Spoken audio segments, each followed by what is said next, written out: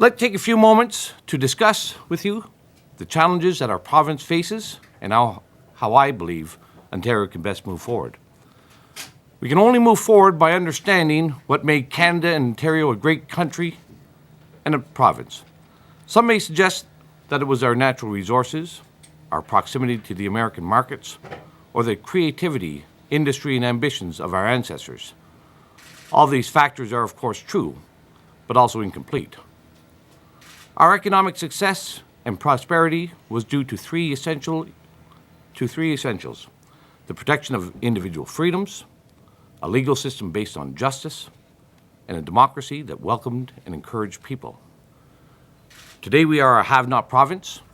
Our economy has gone from first place to last place in Confederation, and we have a government that believes and behaves that its only role is to spend more, tax more, and regulate more. They do not realize that when you're deep in a hole, you ought to stop digging. We can only return to prosperity when we stop digging this deep economic hole. The first step to return government to a participatory and representative democracy and away from that of a solely bureaucratic administrator.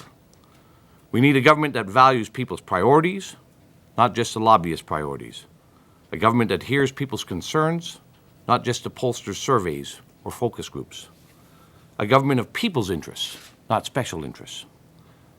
We need a government of accountable representatives, not 650 agency boards and commissions stacked with unelected patronage partisans.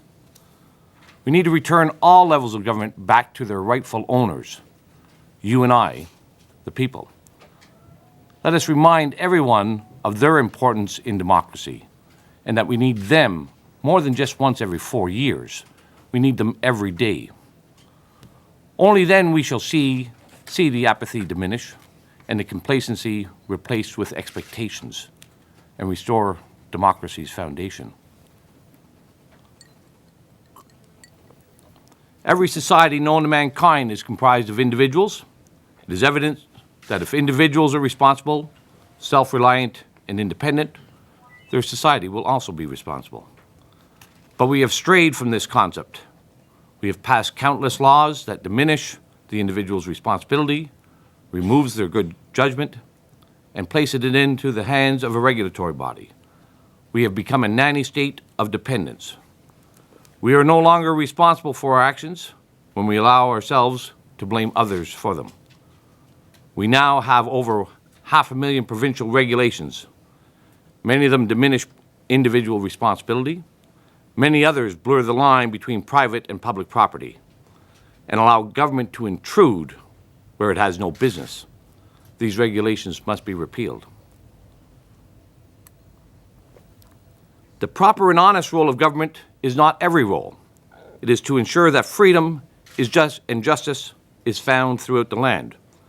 We were a province that used to boast the strongest and most diverse economy in our country.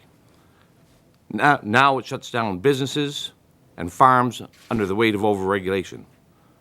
The cost of doing business in this province is driving them out. It is not that our businesses can't compete, rather our government prevents them.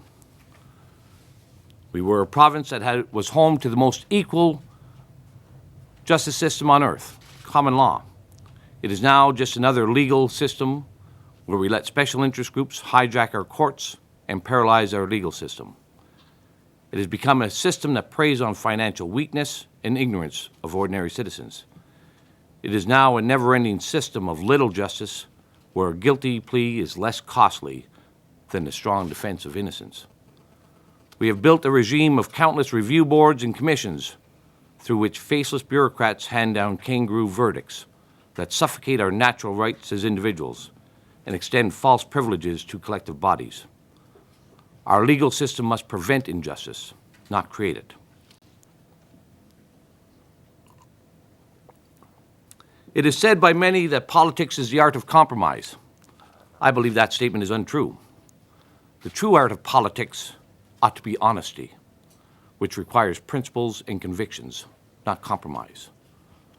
When politicians compromise, it is the public who pays the price. Honesty is also not spin. Spin is the omission of facts and information. Political spin shields the politician from their actions and disguises poor policies with fancy words.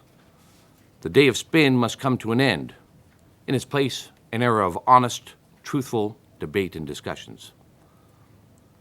Our party cannot be a liberal look-alike holding a different shovel while digging the same hole and expect people to choose us, not them. We must demonstrate to everyone that conservatives don't dig holes, but build mountains of prosperity. Where the liberals are blind to the future and ignorant of our past, we must show people a defining vision, one seen through the clear lens of hindsight and history.